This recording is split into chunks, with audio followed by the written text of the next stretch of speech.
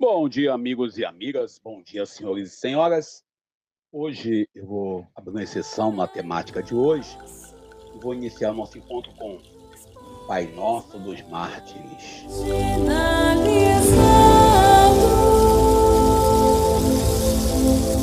Pai Nosso dos mártires,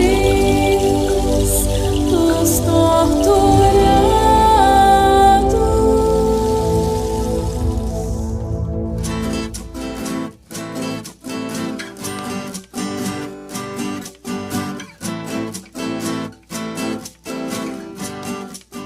A gente inicia com o Pai Nosso dos Mártires apenas por um motivo, mas se pode colocar até dois.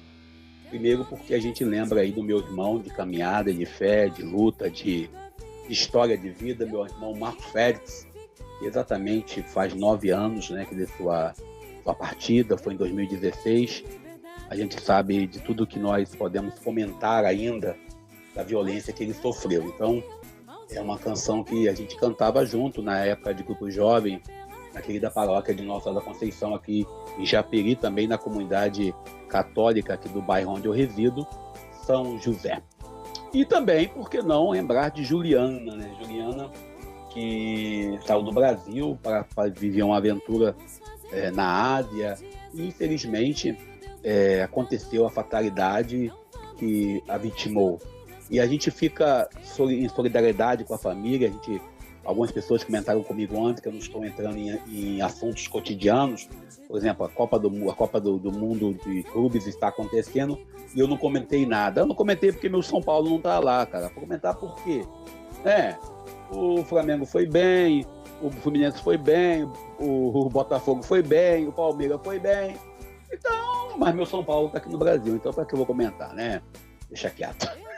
Mas parabéns aos clubes brasileiros aí, sobretudo os cariocas, pela brilhante campanha nesse momento aí. Mas a gente não pode deixar de ser tocado aí pela situação, sem esquecer que ontem, né, foi pautado aí o número de aumentos de deputados.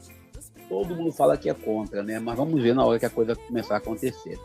E aí a gente fica olhando como que nós atuamos em alguns espaços, mas a gente vê aí cada vez mais o discurso de ódio. Ontem eu ouvi de um amigo, eu posso dizer que é amigo, ele dizendo que para que construir escolas e faculdades, é melhor construir presídios. E o outro dizendo, já tem muitos, para quê? Se não funcionam os hospitais, é melhor botar para funcionar o que nós temos. Fica quieto. Vamos nós aí para o Evangelho do dia. Lembrando que o Evangelho de hoje é Mateus capítulo 7, versículos 21 ao 29. Eu agradeço a vocês que nos acompanharam durante esses dias todos.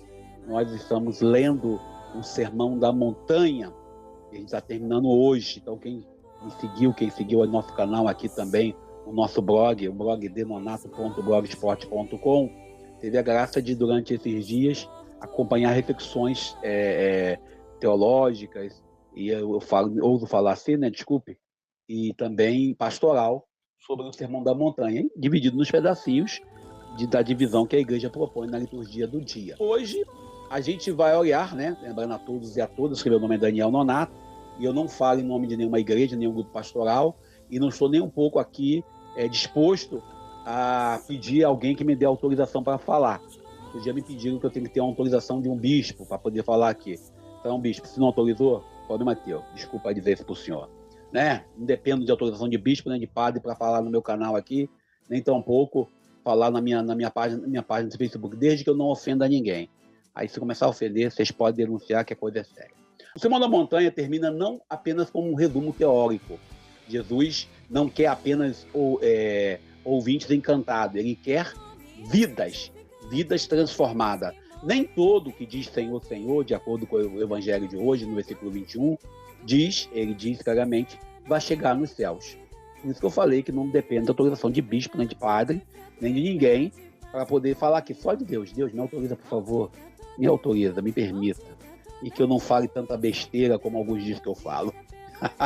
E que eu tenha palavra de sabedoria para levar aqueles que estão nos ouvindo do outro lado. E o verbo usado originalmente para o termo, né, construir, realizar, é um discurso muito complicado. E sabemos que o Evangelho, o Sermão da Montanha, ele é do capítulo 5 ao capítulo 7 de Mateus, sendo 13 capítulos, e essa perícope que estamos lendo, ela é a perícope Mateus capítulo 7, versículos 21 ao 29, ela na Bíblia Pastoral está dividida em 3 perícopes menores.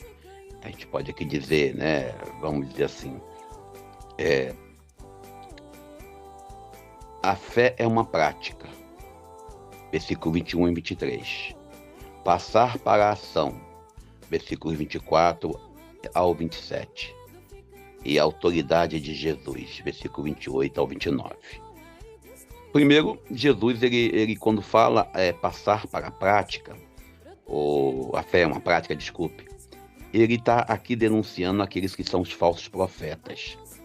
Aquilo que ele falou no evangelho de ontem, Mateus 7, 15 ao 20, e ele mandando tomar cuidado com aqueles que se dizem conhecedores, até inclusive aqueles que dizem ter dom de revelação, dizem que ter dom de anúncio, aqueles camaradas que às vezes tem em nossas igrejas, que a gente sabe que existem em todas as igrejas.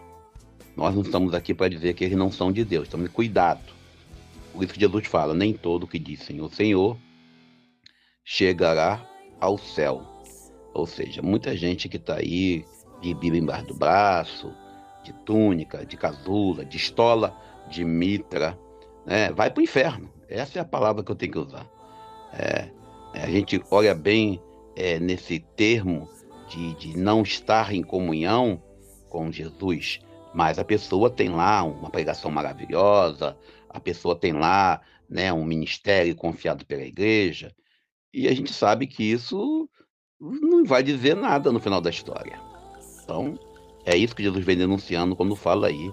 E ele não fala isso só uma vez, ele fala isso também em Lucas, fala isso em Mateus 24. Ou seja, Jesus ele fala pelo menos umas 3 vezes que de não adianta nada você ter uma boca que invoca a Deus se você não tiver uma prática coerente e consciente da sua ação. E quando chega a segunda parte, passar para a ação, Jesus está falando aqui da construção de uma casa. E nós sabemos que quem casa quer casa. Jesus ele representa o esposo, o noivo da igreja, que é a esposa, é a noiva. Nós, quando ele vem falar da casa, ele vem dizendo do essencial. O que seria uma casa para você, para nós? A casa é o espaço onde você tem o seu alento, onde você tem, como diz uma frase famosa, onde você se desnuda. Você consegue sair de casa, ficar 3, 4 horas dentro de uma condução e lá você se anula. Você consegue sair de casa e de repente ir para o trabalho e lá durante 12 horas você se anula, você não fica à vontade. Ou você mesmo na igreja. Em casa você solta os seus piores monstros. Em casa você fala alto, você reclama da pia que está suja, você reclama do tapete. E Jesus faz comparação com a casa até para poder fortalecer essa ideia de aconchego. Mas a casa, para ter aconchego, tem que estar firme. Por isso esse evangelho também é muito usado em celebração matrimonial, pois a base da relação com Deus, a base da relação do casal, tem que ser o amor, tem que ser o respeito, tem que ser a vivência daquilo que nós temos de melhor. Por isso Jesus, quando fala dessa questão da casa, ele está deixando bem claro que é essencial. Também, a gente vai já terminando a terceira parte, a autoridade de Jesus. Para ter autoridade, eu digo isso com muita fidelidade e certeza, você não precisa ter uma faculdade, não precisa ter um doutorado, mestrado. A liderança nata de Jesus, nascida da força do alto, que é o próprio Deus, ela também habita em nós. E nós olhamos que Jesus ele exerce autoridade, não o autoritarismo que alguns ousam ter. Por isso, a gente para por aqui, lembrando sempre, construir nossa casa sobre a rocha é construir nossa casa baseada numa fé que é profundamente cristã. Pedindo a Deus que nos abençoe, que possamos construir nossas casas e terminando hoje o Sermão da Montanha.